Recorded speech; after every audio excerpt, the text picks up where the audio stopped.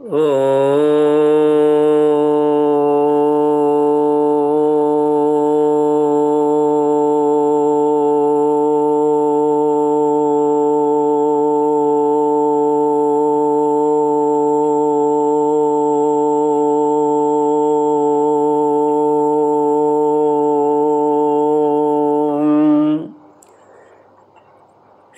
गुरुचरण कमलेभ्यो नमः। श्री गणेशाय नमः।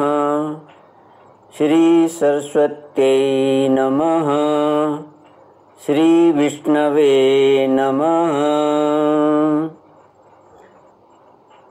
श्री कृष्ण गोविंद हरे मुरारे, हे नाथ नारायण वासुदेव। श्री कृष्ण गोविंद हरे मुरारे, हे नाथ नारायण वासुदेव। हे नाथ नारायण वासुदेव। हे नाथ नारायण वासुदेव। श्री कृष्ण गोविंद हरे मुरारे, हे नाथ नारायण वासुदेव।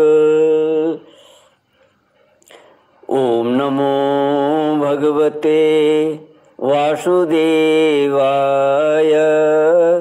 ओम नमो भगवते वासुदेवाय। कृष्णाय वासुदेवाय हरये परमात्मने प्रणतक्लेशनाशाय गोविन्दाय नमो नमः। सच्चिदानन्दरूपाय विश्वोत्पत्त्यादिहेतवे तापत्रयविनाशाय श्रीकृष्णाय वयं नमः।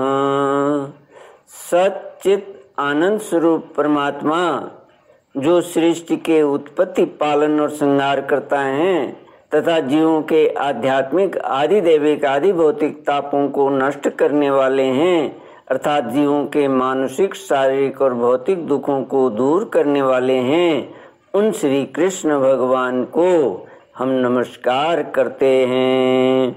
श्री कृष्ण गोविंद हरे मुरारे, हे नाथ नारायण वासुदेव। श्रीमद् भागवत चतुर्थ स्कंद अथाष्टादशोऽध्याय। मैत्रेय उवाच इत्थं पृथुमभिष्टूय रुषा प्रस्फुरिताधरम् पुनराहावनिर्भीता आत्मना संयच्छाभिभो मन्युं निबोधश्रावितं च मे सर्वतः सारमादत्ते यथा मधुकरो बुधः। श्रीमद् भागवत चौथा स्कंद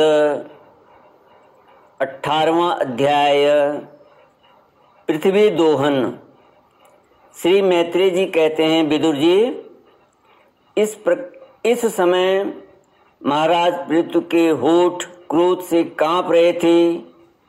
उनकी इस प्रकार स्तुति कर पृथ्वी ने अपने हृदय को विचार पूर्वक समाहित किया और डरते डरते उनसे कहा, प्रभु, आप अपना क्रोध शांत कीजिए और मैं जो प्रार्थना करती हूँ उसे ध्यान देकर सुनिए। बुद्धिमान पुरुष भ्रमर के समान सभी जगह से सार ग्रहण कर लेते हैं। तत्वदर्शी मुनियों ने इस लोक और परलोक में मनुष्यों का कल्याण करने के लिए कृषि, अग्निहोत्र आदि बहुत से उपाय निकाले और काम में लिए हैं, उन प्राचीन ऋषियों के बताए हुए उपायों का इस समय भी जो पुरुष श्रद्धा पूर्वक भली भांति आचरण करता है वह सुगमता से अभीष्ट फल प्राप्त कर लेता है। परंतु जो अज्ञानी पुरुष उनका अनादर करके अपने मना कल्पित उपायों का आश्रय लेता है, उसकी सभी उपाय और प्रयत्न बार बार निष्फल होते रहते हैं। राजन, पूर्व काल में ब्रह्मा जी ने जिन धान्य आदि को उत्पन्न किया था, मैंने देखा कि यम नियम आदि व्रतों का पालन न करने वाले दुराचारी लोग ही उन्हें खाए जा रहे हैं। लोक रक्षक आप राजा लोगों ने मेरा पालन और आदर करना छोड़ दिया, इसलिए सब लोग चोरों के समान हो गए हैं। इसी से यज्ञ के लिए औषधियों को मैंने अपने में छिपा लिया। अब अधिक समय हो जाने से अवश्य ही वे धान्य मेरे उदर में जीर्ण हो गए हैं। आप उन्हें पूर्वाचार्यों के बतलाए हुए उपाय से निकाल लीजिए। लोकपाल वीर, यदि आपको समस्त प्राणियों के अभीष्ट एवं बल की वृद्धि करने वाले अन्न की आवश्यकता है तो आप मेरे योग्य बछड़ा, दोहन पात्र और दुहने वाले की व्यवस्था कीजिए। मैं उस बछड़े के स्नेह से पिनहा कर दूध के रूप में आपको सभी अभीष्ट वस्तुएं दे दूंगी। राजन, एक बात और है, आपको मुझे समतल करना होगा, जिससे कि वर्षा ऋतु बीत जाने पर भी मेरे ऊपर इंद्र का बरसाया हुआ जल सर्वत्र बना रहे।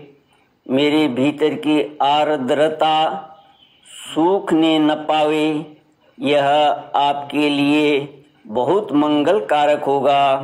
श्री कृष्ण गोविंद हरे मुरारे, हे नाथ नारायण वासुदेव। पृथ्वी के कहे हुए ये प्रिय और हितकारी वचन स्वीकार कर महाराज पृथु ने स्वयंभुव मनु को बछड़ा बनाया और अपने हाथ में ही समस्त धान्यों को दूह लिया। पृथु के समान अन्य विज्ञजन भी सब जगह से सार ग्रहण कर लेते हैं, अतः उन्होंने भी पृथु जी के द्वारा वश में की हुई वसुंधरा से अपनी अपनी अभीष्ट वस्तुएं दूह ली। ऋषियों ने बृहस्पति जी को बछड़ा बनाकर इंद्रिय, वाणी, मन और श्रोत्र रूप पात्र में पृथ्वी देवी से वेद रूप पवित्र दूध दुहा। देवताओं ने इंद्र को बछड़े के रूप में कल्पना कर सुवर्णमय पात्र में अमृत, वीर्य, मनोबल, ओज, इंद्रिय बल और शारीरिक बल रूप दूध दुहा। दैत्य और दानवों ने असुर श्रेष्ठ प्रहलाद जी को वत्स बनाकर लोहे के पात्र में मदिरा और आसव, ताड़ी आदि रूप दूध दुहा। गंधर्व और अप्सराओं ने विश्वावसु को बछड़ा बनाकर कमल रूप पात्र में संगीत, माधुर्य और सौंदर्य रूप दूध दुहा। श्राद्ध के अधिष्ठाता महाभाग पितृगण ने अर्यमा, नाम के पितृश्वर को वत्स बनाया तथा मिट्टी के कच्चे पात्र में श्रद्धा पूर्वक कव्या पितरों को अर्पित किया जाने वाला अन्न रूप दूध दुहा। फिर कपिल देव जी को बछड़ा बनाकर आकाश रूप पात्र में सिद्धों ने अणिमा आदि अष्ट सिद्धि तथा विद्याधरों ने आकाश गमन आदि विद्याओं को दुहा।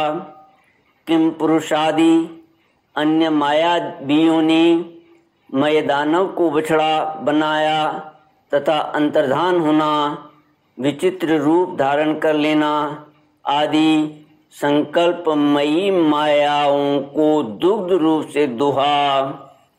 इसी प्रकार यक्ष राक्षस तथा भूत पिशाच आदि मांसाहारियों ने भूतनाथ रुद्र को बछड़ा बनाकर कपाल रूप पात्र में रुधिरासव रूप दूध दुहा। बिना फन वाले सांप नाग और बिच्छू आदि विषैले जंतुओं ने तक्षक को बछड़ा बनाकर मुख रूप पात्र में विष रूप दूध दुहा। पशुओं ने भगवान रुद्र के वाहन बैल को वत्स बनाकर वन रूप पात्र में तृण रूप दूध दुहा। बड़ी बड़ी दाढ़ों वाले मांसभक्षी जीवों ने सिंह रूप बछड़े के द्वारा अपने शरीर रूप पात्र में कच्चा मांस रूप दूध दुहा तथा गरुड़ जी को वत्स बनाकर पक्षियों ने कीट पतंग आदि चर और फल आदि अचर पदार्थों को दुग्ध रूप से दुहा। वृक्षों ने वट को वत्स बनाकर अनेक प्रकार का रस रूप दूध दुहा और पर्वतों ने हिमालय रूप बछड़े के द्वारा अपने शिखर रूप पात्रों में अनेक प्रकार की धातुओं को दुहा। कुरुश्रेष्ठ विदुर जी, इस प्रकार पृथु आदि सभी अन्न भोजियों ने भिन्न भिन्न दोहन पात्र और वत्सों के द्वारा अपने अपने विभिन्न अन्न रूप दूध पृथ्वी से दुहे। इससे महाराज पृथु ऐसे प्रसन्न हुए कि सर्व काम दुहा पृथ्वी के प्रति उनका पुत्री के समान स्नेह हो गया और उसे उन्होंने अपनी कन्या के रूप में स्वीकार कर लिया। फिर राजाधिराज पृथु ने अपने धनुष की नोक से पर्वतों को फोड़कर इस सारे भूमंडल को प्रायः समतल कर दिया। वे पिता के समान अपनी प्रजा के पालन पोषण की व्यवस्था में लगे हुए थे। उन्होंने इस समतल भूमि में प्रजा वर्ग के लिए जहाँ तहाँ यथा योग्य निवास स्थानों का विभाग किया। अनेकों गांव, कस्बे, नगर, दुर्ग, अहीरों की बस्ती, पशुओं के रहने के स्थान, छावनियाँ, खाने, किसानों के गांव और पहाड़ों की तलहटी के गांव बसाए। महाराज पृथु से पहले इस पृथ्वी तल पर पुरग्रामादि का विभाग नहीं था। सब लोग अपने अपने सुविधि के अनुसार बेखटके जहाँ तहाँ बस जाते थे। श्री कृष्ण गोविंद हरे मुरारे, हे नाथ नारायण वासुदेव। इति श्रीमद्भागवते महापुराणे पारमहंस्यां संहितायां चतुर्थस्कन्धे पृथ्वीजये अष्टादशोऽध्याय। ओम पूर्णमदः पूर्णमिदं पूर्णात् पूर्णमुदच्यते पूर्णस्य पूर्णमादाय पूर्णमेवावशिष्यते। ओम शांति शांति शांति। हरि ओम। श्री गुरुभ्यो नमः। हरि ओम।